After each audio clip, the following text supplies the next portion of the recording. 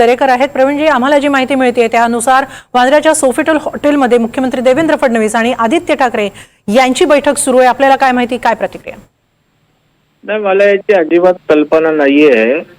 आताच टीव्हीच्या माध्यमातून हे या ठिकाणी पाहतोय, परंतु आता काय त्याचे संदर्भ आहेत याचं त्या ठिकाणी आत्ताच विश्लेषण करणं घाईचं ठरेल. राजकीय नेत्यांमध्ये भेट होत असते, कधी ती कामासाठी असते, कधी संदर्भ वेगळे असू शकतात. राजकारणाचा संदर्भ नसेलच असंही बोलण्याचं मी धाडस करत नाही, कारण शेवटी ते राज्याचे मुख्यमंत्री आहेत.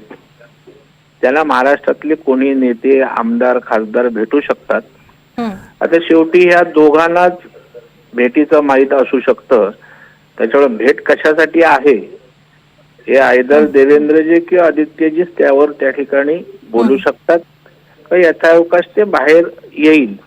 परंतु या ठिकाणी आपल्याकडे राजकीय संस्कृतीची परंपरा आहे की आता विरोधी पक्षाच्या नेत्यांनी भेटायचंच नसतं किंवा भेटलं तर त्या ठिकाणी काहीतरी आहे असं सुद्धा काय अगदी निष्कर्षाप्रत जाण्याचं काही कारण नाही. आपल्याकडे संस्कृती आहे, आपण विरोधी पक्षाला सुद्धा मुख्यमंत्री भेटतात, विरोधी पक्षाला जाऊन स्वतः मुख्यमंत्री भेटतात, जसे की राज ठाकरे साहेबांच्या घरी स्वतः गेले होते. त्याच्यामुळे या गोष्टी होत राहतात. आता अंतिमता निष्कर्ष हा त्या ठिकाणी नंतरच येऊ शकेल. खरंय, तुम्ही म्हणता तसं की आपली राजकीय संस्कृती आहे, त्यामुळे विरोधक सत्ताधाऱ्यांना भेटत असतात, सत्ताधारी विरोधकांना भेटत असतात.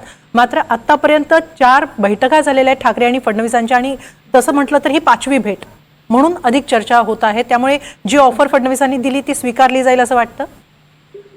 नाही, मला वाटतं लगेच आपण एवढी घाई करणं योग्य ठरणार नाही. आता त्या ठिकाणी त्या 4-5 भेटी सुद्धा आपण संदर्भ बघितले तर दोघांनी त्यावेळेला सांगितलं होतं की बाबा गमतीमध्ये त्या ठिकाणी ती प्रतिक्रिया होती.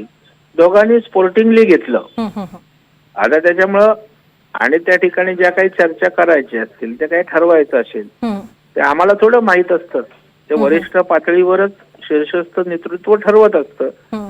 त्याच्यामुळे आम्ही प्रतिक्रिया देऊ किंवा बोलणं मला वाटतं संदर्भहीन ठरेल असं माझं प्रामाणिक मत आहे. धन्यवाद प्रवीणजी, NDTV मराठी बरोबर ही चर्चा केल्याबद्दल, ही माहिती दिल्याबद्दल. यानंतर